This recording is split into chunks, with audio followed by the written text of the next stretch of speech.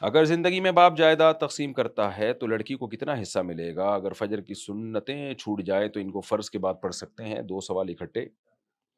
دیکھیں، زندگی میں باپ جائیداد تقسیم کرے تو لڑکی کو کتنا حصہ ملے گا؟ لڑکی کو برابر دینا پڑے گا، جتنا بیٹے کو دیا اتنا ہی بیٹی کو دینا پڑے گا، کیونکہ زندگی میں جو جائیداد تقسیم ہوتی ہے وہ وراثت نہیں ہوتی، وہ گفٹ ہوتا ہے، وہ تحفہ ہوتا ہے، اور تحفے میں ماں باپ کے ذمہ لازم ہے کہ وہ اولاد میں برابری کریں۔ ایسا نہیں ہو سکتا عید پہ بچے کے دو کپڑے بنائے اور لڑکی کے لیے ایک کپڑا بنا دیا، ایسا نہیں ہو سکتا۔ سب کے برابری کرنی پڑے گی، لڑکا لڑکی میں فرق نہیں کر سکتے آپ۔ ہاں، مر گئے تو پھر وراثت میں اللہ نے ایک قانون جو بنایا ہے وہ ہے، تو زندگی میں برابر دیں۔ اور اگر کمی بیشی کرنی ہو تو بیٹا یا بیٹی کی بیس پہ نہ کریں، بلکہ کوئی خدمت زیادہ کرتا ہے تو اس کو زیادہ دیا جا سکتا ہے، کوئی غریب زیادہ ہے تو اس کو زیادہ دیا جا سکتا ہے۔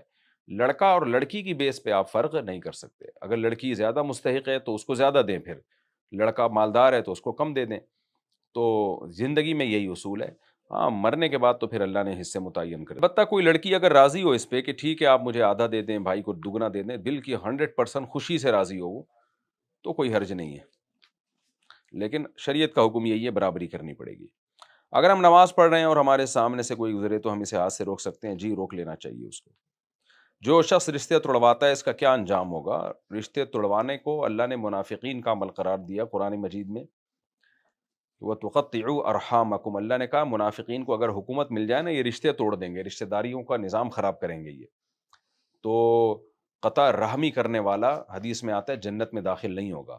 یعنی قطع رحمی رشتہ داری توڑنے کو کہتے ہیں۔ اسلام میں بلڈ ریلیشن، خونی رشتوں کی بہت زیادہ ویلیو ہے، لیکن اب مغربی دنیا کی یلغار ہے، ان کے ہاں بلڈ ریلیشن کی کوئی ویلیو بچی نہیں ہے، انڈیویجولزم کی طرف وہ لوگ جا رہے ہیں۔